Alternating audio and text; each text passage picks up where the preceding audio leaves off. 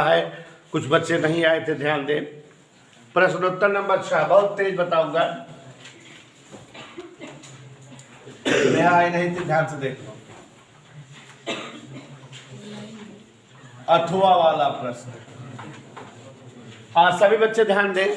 प्रश्न कह रहा है कि आयाम A1 और A2 तथा समान आवृत्ति की दो तरंगे जिनके मध्य कलांतर फाई है एक साथ किसी माध्यम में संचरित हो रही हैं। परिणामी तरंग के आयाम का व्यंजक उनके अध्यारोपण के पश्चात प्राप्त करिए। तो अगर एक तरंग का आयाम A1 है, दूसरे तरंग का आयाम विक्रांता बेटा A2 है, दोनों तरंगों की आवृत्तियां ω/2 पाई मान लेते हैं, दोनों तरंग में कलांतर फाई है, तो दोनों तरंग का समीकरण क्या होगा, यहां ध्यान दो। पहली तरंग, सभी लोग ध्यान से देखो, तरंग का विस्थापन समीकरण y1 बराबर A1 sin ω/t, क्योंकि तरंग समीकरण सरल आवर्तगत समीकरण होता है। कोई दिक्कत बच्चों, कोई दिक्कत बेटा चाची? दूसरी तरंग का समीकरण देखो, y2 बराबर A2 sin ω/t plus phi. कोई दिक्कत बेटा? फिर उसके बाद तरंगों का अध्यारोपण होना है। अध्यारोपण के पश्चात, तरंगों के अध्यारोपण के पश्चात आप सभी लोग जान रहे हैं बेटा, याद करिए, अध्यारोपण सिद्धांत का प्रयोग करेंगे तो परिणामी तरंग का विस्थापन y बराबर क्या हो जाएगा, y1 प्लस y2। बहुत तेज मैं बता दे रहा हूं, 5 मिनट नहीं लगेगा। y बराबर A1 sine ω/t plus A2 sine ω/t plus phi. सोचो 5 नंबर का फर्जी है, त्रिकोणमिति लग जा रही है। फलानुद्दीन बोर्ड देखा करो यार पढ़ाते समय। A1 sine ω/t plus A2 sine A cos B sine ω/t cos phi cos ω/t sine phi. अच्छा एक बात और बेटा, जैसे कभी कोई डेरिवेशन किए हो उसके बाद फिर तुरंत अंसार कर रहे हो आ गया, तो उसको छोड़ना नहीं चाहिए, किया करना चाहिए, क्योंकि रिपीट होता है, रिवाइज होता है, बार बार दोहरा उठता है। तो अब यहाँ पर देखो जरा साक्षी बेटा, तुम तो जानकार हो, साइन ω/t यहाँ भी है यहाँ भी है, कॉमन हो जाएगा ना। तो साइन ω/t स्नेहा कॉमन ले लेंगे तो क्या बचेगा बेटा, A1 या A2 और कास फाई, A2 कास फाई। कोई दिक्कत नहीं है, यहाँ देखो प्लस ये वाला टर्म हो गया, ये बचा है तो कास ω/t साइन फाई और A2 बचा है A2 साइन फाई। याद आया बेनू? इस चीज को हमने आर कास थीटा मान लिया था और इस चीज को आर साइन थीटा माना। A1 plus A2 cos phi बराबर आर कास थीटा। मीनू बेटा यही था ना? A2 साइन फाई बराबर आर साइन थीटा। तब ये समीकरण जो है इस तरह से हो जाता है, y बराबर, समीकरण तो देख लो, sine ω/t r cos theta plus cos ω/t r sine theta. Vikranta r common है, कहो हाँ सर कॉमन है, आर यहाँ भी है आर यहाँ भी है। Sine ω/t cos theta cos ω/t sine theta, sine A cos B cos A sine B sine A plus B. और ये जो है तरंग समीकरण या सरल आवर्तगत रूप का समीकरण है, इसका मतलब ये परिणामी तरंग का समीकरण है। कहानी खत्म हो गई। हमें आयाम चाहिए, परिणामी तरंग का आयाम आर चाहिए। क्या चाहिए बेटा आमिर? आर। आर समीकरण 3 और 4 की मदद से आएगा। दोनों समीकरणों का वर्ग करके जोड़ दो तो आर स्वतः आ जाएगा। गौर से देखो, समीकरण 3 का वर्ग करे और 4 का वर्ग करे, जोड़ दे तो देखो A1 plus A2 cos phi whole square plus A2 sine phi whole square नेवा बुद्धि। अब यहाँ आर का स्क्वायर थीटा, आर स्क्वायर का square theta plus r square sine square theta. Any doubt बच्चों? आगे बढ़े। ये होल स्क्वायर कर सकते हो, क्या हो जाएगा मित? A square plus B square plus 2ab। Vikranta बेटा कोई दिक्कत? जोर से बोल नहीं। इसको होल स्क्वायर करें, a2 square sine square pi, यहाँ आर स्क्वायर कॉमन है, का square theta plus sign square theta. कोई डाउट बेटा? समझ आ रहा है? अरे बोलो, मुझ से आ रहा है? नहीं आ रहा है? ले चुप है। a1 स्क्वायर आसी, a2 स्क्वायर का square pi, a2 square sine square pi. क्या कॉमन है दोनों में? a2 square. अंदर क्या बचेगा बेटा? का square pi plus sine square pi और 2a1 a2। ओझा जी समझ में आ रहा है? ये का स्क्वायर साइन स्क्वायर क्या हो गया? तो अपने पास इज्जत के साथ परिणामी तरंग के आयाम का समीकरण आ गया। a1 स्क्वायर, इसका माने प्लस 2a1 a2 अथर्व। कोई दिक्कत बेटा? किसका समीकरण आ गया? परिणामी तरंग के आयाम का। चूंकि 5 नंबर का प्रश्न है, ये भी देखो, बहुत टफ तो नहीं है इतना। हमने आपको बताया बेटा कि आप विद्युत के चैप्टर पढ़ते हो, सोचो एक चैप्टर पढ़ते हो कम से कम 1 महीना पढ़ते हो, 15 न्यूमेरिकल, 15 डेरिवेशन, 50 न्यूमेरिकल, तब कतो जाए कि एक अनुमान रात के काद क्वेश्चन 5 नंबर वाला आ जाए, कई लेबा वो सवाल आ जाए तो फिर संभावना ना है, गलत हो सकता है। लेकिन तरंग पढ़ा था, नान लेसन है, 3-3, 4-4 दिन के, एक हेडिंग 5-5 नंबर के है, और देखा आए बैठे। इसके पहले वाला लेसन तरंग प्रकृति पढ़ाए, हमने आपको बताया था कि परावर्तन अपवर्तन नियम की व्याख्या मोस्टली 5 नंबर की आया करी, मिला था ना। अब ये भी देखो मिल गया। इसमें फ्रिंज चौड़ाई व्यंजक बताएंगे, वो भी 5 नंबर का मिलेगा, मिला है पेपर में आया है। भूचुंबकत्व वाला भी नहीं, मतलब कि इधर जो तरंग के लेसन है, छोटे छोटे टॉपिक हैं लेकिन बहुत इंपॉर्टेंट है, रट डालो पूरा। हाँ बेटा मिलेगा। तो अब यहाँ बताना क्या चाहते थे अथर्व?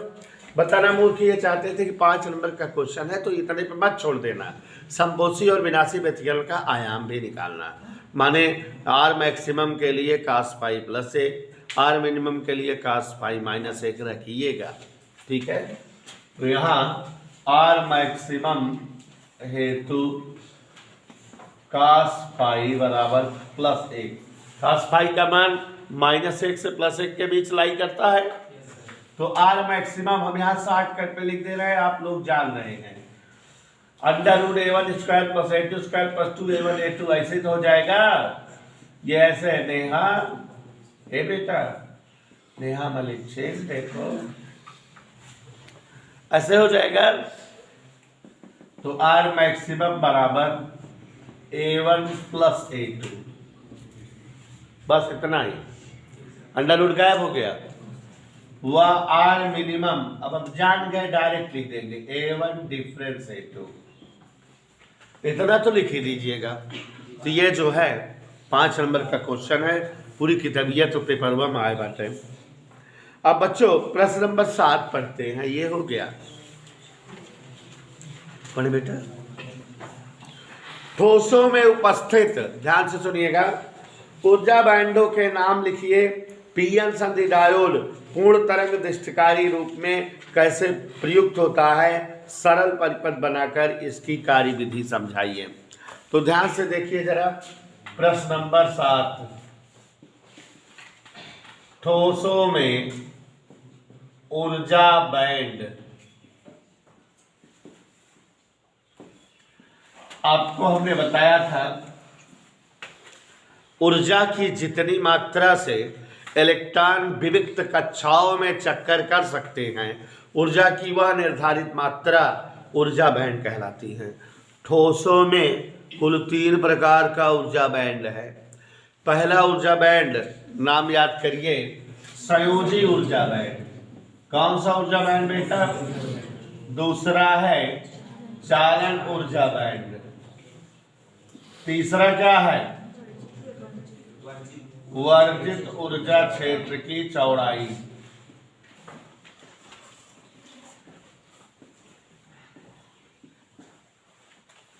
तो ठोसों में 3 प्रकार का ऊर्जा बैंड होता है, संयोजी ऊर्जा बैंड, चालन ऊर्जा बैंड और वर्जित ऊर्जा क्षेत्र की चौड़ाई। पढ़ाया हुआ टॉपिक है, चैप्टर भी पढ़ाया हुआ है, ध्यान से देखिए। जितनी ऊर्जा की मात्रा से कोई भी इलेक्ट्रॉन संयोजक सेल में या परमाणु की सबसे बाहर वाली कक्षा में रह पाता है, ऊर्जा की उतनी मात्रा संयोजी ऊर्जा बैंड कहलाती है। किसी भी ठोस की संयोजी ऊर्जा बैंड इलेक्ट्रॉनों से भरी होती है। ठीक, ऊर्जा की जितनी मात्रा से कोई भी इलेक्ट्रॉन परमाणु से बाहर होकर के चालकता का गुण प्रदर्शित करता है, ऊर्जा की वह मात्रा चालन ऊर्जा बैंड कहलाती है। इस ऊर्जा का मान संयोजी ऊर्जा बैंड से अधिक होता है और इस ऊर्जा बैंड को रिक्त या खाली रखा जाता है। जब किसी संयोजी ऊर्जा बैंड के इलेक्ट्रॉन की ऊर्जा बढ़ती है तो उसके इलेक्ट्रॉन संयोजी ऊर्जा बैंड को छोड़कर चालन ऊर्जा बैंड में आ जाते हैं, चालकता का गुण दिखाते हैं। वर्जित ऊर्जा क्षेत्र, संयोजी और चालन ऊर्जा बैंड के मध्य की ऊर्जा गैप को वर्जित ऊर्जा क्षेत्र की चौड़ाई कहा जाता है या फॉरबिडन एनर्जी गैप कहा जाता है। इतनी मात्रा की ऊर्जा अगर संयोजी ऊर्जा बैंड के इलेक्ट्रॉनों को मिल जाती है तो वे वर्जित ऊर्जा क्षेत्र को पार करके चालन ऊर्जा बैंड में पहुंच जाते हैं, चालकता का गुण दिखाने लगते हैं। ठीक है, याद नहीं आ रहा है मिस साक्षी प्रधान जी को, थोड़ा सा ये आजकल आलसी हो गई हैं जब से चुनाव आ गया है। यहाँ ध्यान दीजिए,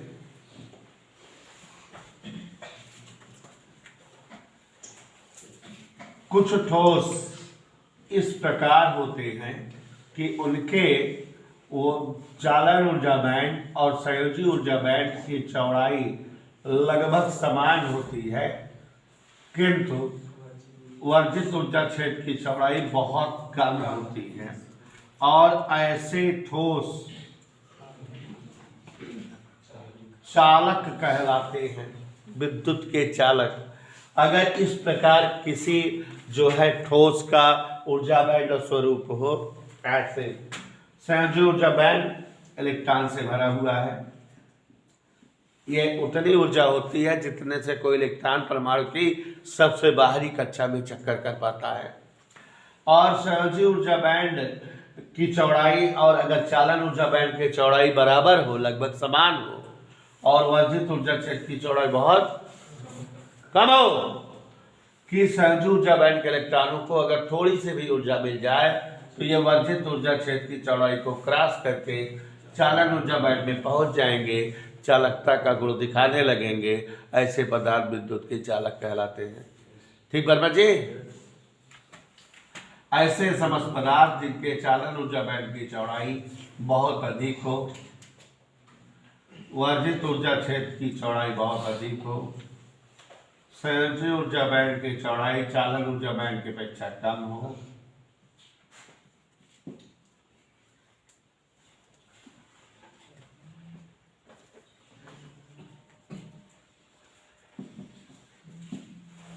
ऐसे समस्त पदार्थ जिनमें वर्जित ऊर्जा क्षेत्र की चौड़ाई बहुत अधिक होती है, संयोजी ऊर्जा बैंड के इलेक्ट्रॉनों को इतनी अतिरिक्त ऊर्जा नहीं मिल पाती कि ये संयोजी ऊर्जा बैंड को क्रॉस करके चालन ऊर्जा बैंड में जा सके, चालकता का गुण नहीं दिखा पाते, विद्युत के अचालक होते। क्या होते बेटा? हाँ, अचालक होते हैं। और ऐसे समस्त पदार्थ जिनके जो है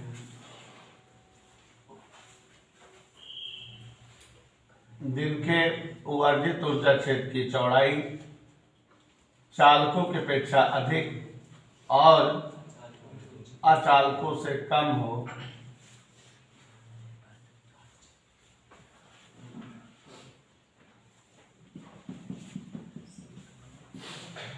ठीक है।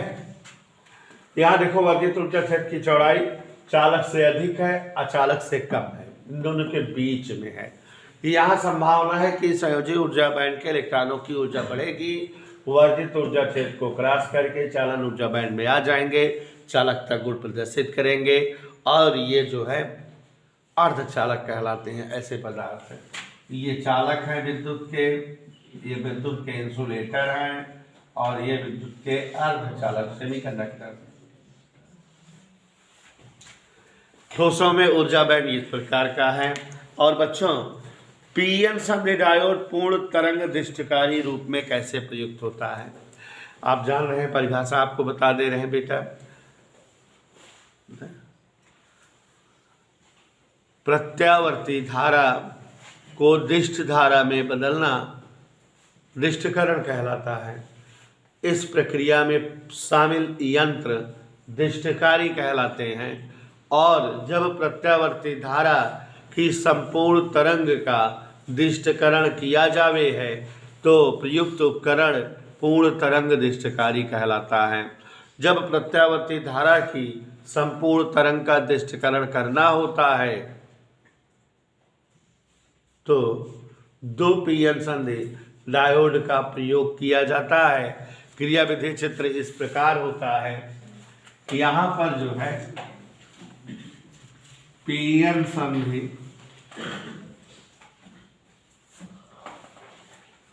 पूर्ण तरंग दृष्टिकारी रेक्टिफायर। दिखाएं लड़कियों,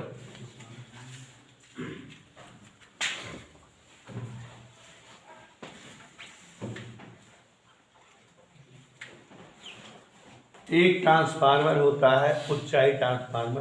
कौन सा ट्रांसफार्मर होता है बेटा? ऊंचाई ट्रांसफार्मर होता है जिसकी प्राथमिक कुंडली मोटे तार की कम फेरों की होती है और द्वितीयक कुंडली पतले तार की अधिक फेरों की ऐसे होती है।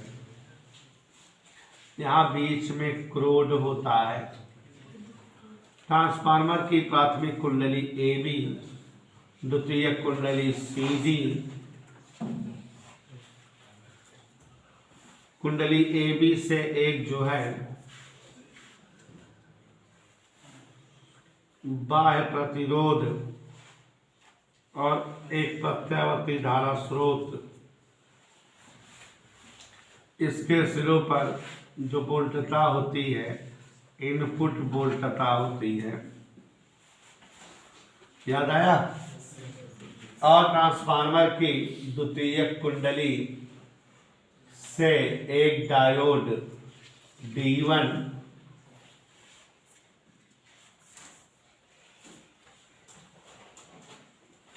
और द्वितीयक कुंडली के सिरे D से एक दूसरा डायोड D2 इस प्रकार जुड़ा रहता है। दोनों डायोड के मध्य एक लोड प्रतिरोध तार यमियन के द्वारा दोनों डायोडों और द्वितीय कुंडली के बीच ऐसे चिपका दिया जाता है। इधर क्लियर? इसके सिरों पर जो वोल्टता आती है वही जो है आउटपुट वोल्टता पूर्ण तरंग दृष्टिकारी वोल्टता प्राप्त होती है। ओके, चित्र दिखाई दे रहा है सबको? अरे बड़ी भाई हो।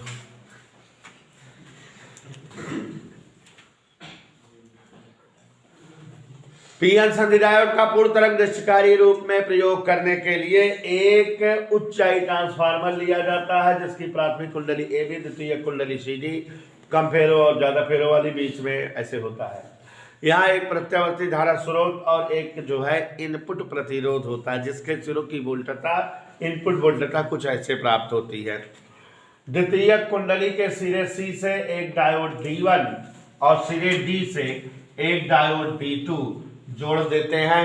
दोनों डायोडों के बीच में एमएन तार के द्वारा एक लोड प्रतिरोध RL को द्वितीयक कुंडली से चिपका देते हैं। अब बच्चों, जब जो है प्रत्यावर्ती धारा प्रवाहित होना शुरू होती है तो प्रत्यावर्ती धारा का पहला आधा चक्र जब चलता है, ये धन दिशा में चलती है, तो प्राथमिक कुंडली का सिरा A धनात्मक, सिरा B ऋणात्मक। इस कारण द्वितीयक कुंडली का सिरा C धनात्मक, सिरा D ऋणात्मक। जब सिरा C धनात्मक है तो डायोड D1 अग्र अभिनति पर हो गया और इस कारण इससे धारा प्रवाह होगा। ये सुचालक की भांति व्यवहार करेगा और धारा प्रवाह इस तरह से लोड प्रतिरोध में M से N की ओर ऐसे मिलेगा। लेकिन इस कंडीशन में डायोड D2 चूंकि सिरे D से जुड़ा है और सिरा D ऋणात्मक है, ऋण विभव पर है, इसलिए डायोड D2 पश्चावनति पर है, इसमें कोई धारा प्रवाह नहीं होगा। जब जो है प्रत्यावर्ती धारा का ऋणात्मक आधा चक्कर प्रारंभ होगा, ऋण दिशा में प्रत्यावर्ती धारा चक्कर करेगी, तो अब जो है प्राथमिक कुंडली का सिरा A ऋण विभव पर, सिरा C ऋण विभव पर, इसलिए डायोड D1 पश्चावनति पर। अब इसमें कोई धारा प्रवाह नहीं दिखेगी क्योंकि ये जो है विद्युत का कुचालक हो गया।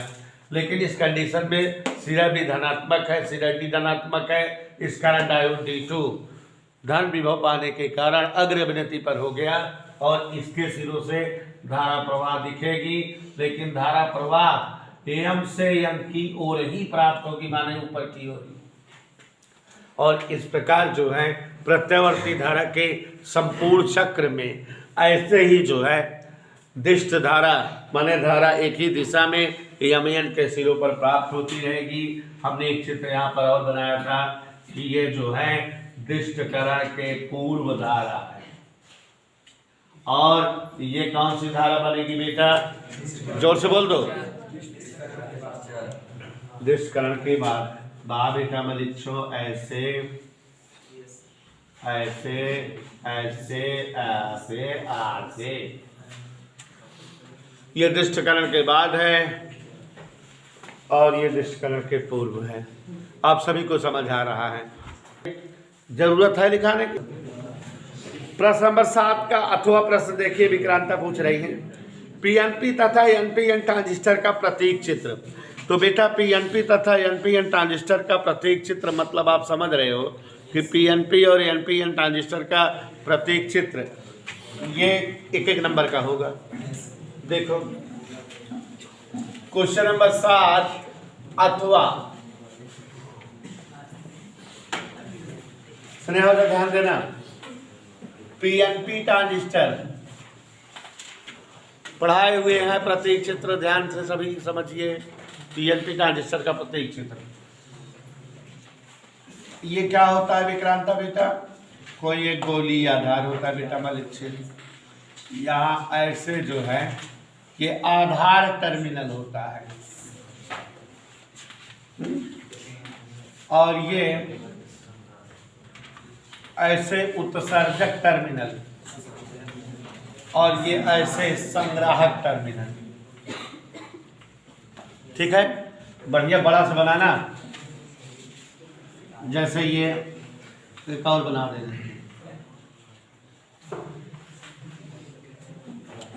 सुनी सुनी।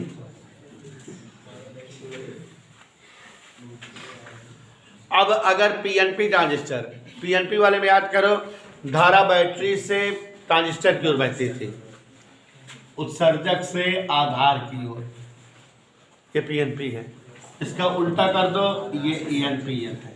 दैट्स इट, बस पीएनपी ट्रांजिस्टर और एनपीएन ट्रांजिस्टर दोनों बन गए। ये ओझा जी एनपीएन ट्रांजिस्टर है और ये क्या है, पीएनपी ट्रांजिस्टर। क्लियर, क्रिया विधि वो चित्र बन गया, प्रतीक चित्र एक एक नंबर का आ गया। हमने आपको बताया था कि एक नंबर प्रतीक चित्र पूछता है, सारे गेट का प्रतीक चित्र याद कर लो और ट्रांजिस्टर का प्रतीक चित्र याद कर लो, आता जरूर है। पीछे किसी गेट का पूछा भी था क्वेश्चन, हाँ चलिए हो गया, जान गए आप लोग, जानते हैं। हाँ ध्यान दीजिएगा जरा, समझाइए कि एनपीएन ट्रांजिस्टर वोल्टेज प्रवर्धक के रूप में कैसे कार्य करता है। वोल्टता प्रवर्धन करना, आपको एक्सप्लेन किए थे। वोल्टता प्रवर्धन करना किसी प्रत्यावर्ती वोल्टेज की तरंग प्रवृत्ति बिना बदले उसके जो है आयाम का बदलाव हो जाना, तीव्रता का बदलाव हो जाना वोल्टता प्रवर्धन कहलाता है। माने तरंग प्रकृति ना बदले लेकिन उसका जो है तीव्रता या आयाम बदल जाए तो उसे क्या कहते हैं, वोल्टता प्रवर्धन। शॉर्टकट में बताए थे, लॉन्ग कट में आप समझ सकते हो कि निम्न वोल्टता को उच्च वोल्टता में या उच्च वोल्टता को निम्न वोल्टता में बदलना प्रवर्धन कहलाता है। और इस प्रक्रिया में शामिल उपकरण प्रवर्धक कहलाते हैं। और बहुत समय पहले ट्रायोड वाल्व प्रवर्धक के रूप में प्रयोग होता था। वर्तमान में ट्रांजिस्टर को प्रवर्धक के रूप में प्रयुक्त करते हैं। तो हमारा ट्रांजिस्टर प्रवर्धक के रूप में जो है प्रयुक्त होता है या प्रवर्धक के रूप में इस्तेमाल होता है। तो इस तरह से जो है आपको बताए थे कि वोल्टता प्रवर्धन के रूप में अगर प्रयुक्त करना हो ट्रांजिस्टर को तो किस प्रकार प्रयुक्त करते हैं। NPN ट्रांजिस्टर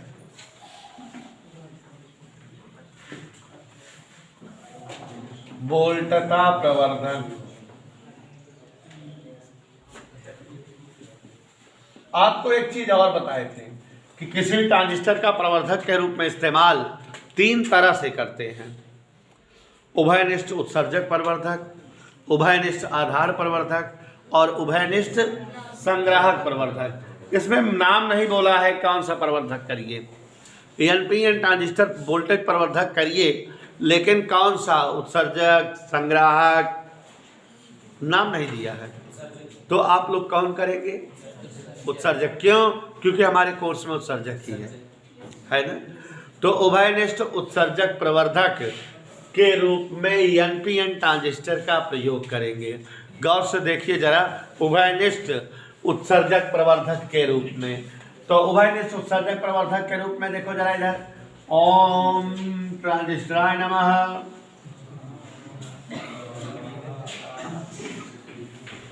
देखिए जरा इधर ध्यान से, कितना मस्त गोला बनाए हैं।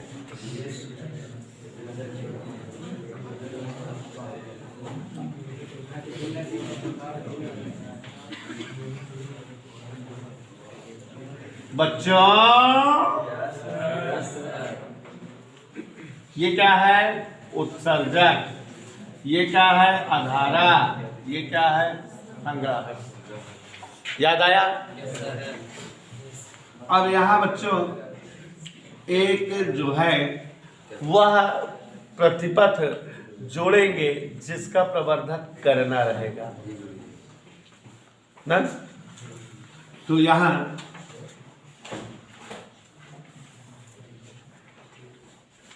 ये इनपुट परिपथ है जिसका प्रवर्धन करना है। यहाँ वोल्टता मिलेगी, यहाँ बैटरी जोड़ेंगे।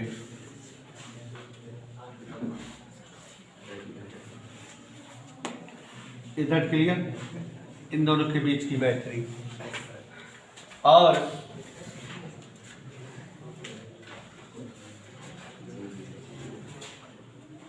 यहाँ इन दोनों के बीच की बैटरी।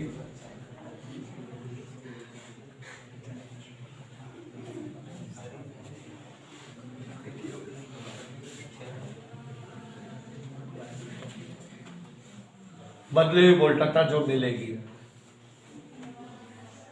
आउटपुट है ये RL लोड प्रतिरोध। चित्र समझ आ रहा है बेटा?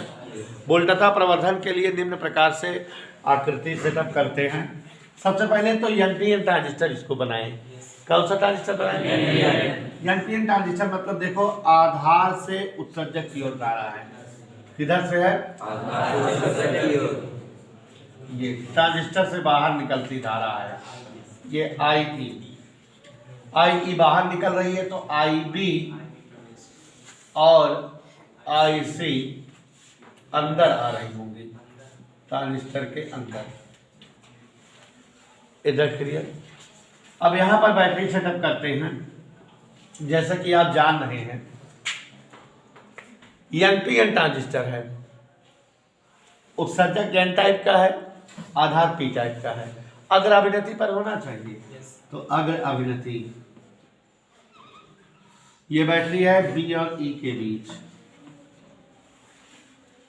कोई दिक्कत बेटा, समझ आया? अब यहाँ सी और ई के बीच सेटअप करेंगे और आपको पता है कि एन है ये। अब इसको जो है पश्च अभिनति पर रखना है।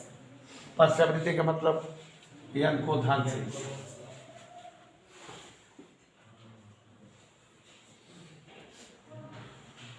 ये सी और ई के बीच बैटरी है। इधर क्लियर? एन ट्रांजिस्टर चित्र बन गया। तो जब जो है किसी ट्रांजिस्टर का प्रयोग निम्न वोल्टता को उच्च वोल्टता में या उच्च वोल्टता को निम्न वोल्टता में बदलने के लिए किया जाता है तो ट्रांजिस्टर प्रवर्धक कहलाता है। और जब ट्रांजिस्टर को प्रवर्धक के रूप में प्रयुक्त करना हो और अगर ट्रांजिस्टर का उत्सर्जक टर्मिनल इनपुट और आउटपुट परिपथ के बीच उभयनिष्ठ हो तो इसे उभयनिष्ठ उत्सर्जक प्रवर्धक कहते हैं। यहाँ पर उत्सर्जक इसका जो है उभयनिष्ठ है दोनों टर्मिनलों के बीच में। और ये जो है बी और ई के बीच बैटरी है, ये सी और ई के बीच बैटरी है। जिस तरह से आप देख रहे हो कि उत्सर्जक धारा ट्रांजिस्टर के बाहर, आधार धारा और संग्राहक धारा दोनों ट्रांजिस्टर के अंदर। जो वोल्टता यहाँ इनपुट रहेगी ऐसे, इसका जो है वोल्टता यहाँ पर इस तरह से प्राप्त होगी, परिवर्धित वोल्टता प्राप्त होगी। क्योंकि जो ट्रांजिस्टर का जब जो है प्रत्यावर्ती धारा का पहला आधा चक्र चलेगा, आधार धारा उसमें जुड़ जाएगी और इसलिए जो है इनपुट धारा का मान बढ़ेगा और इनपुट धारा का मान बढ़ेगा तो वहाँ पर बढ़ी हुई धारा प्राप्त होगी। और जब जो है उल्टा रहेगा तो यहाँ घटेगा आईबी के कारण, तो यहाँ पर जो है और ज़्यादा घटी हुई धारा प्राप्त होगी, माने वोल्टता प्रवर्धन हो जाएगा। ऐसे ही वर्णन समझाए थे।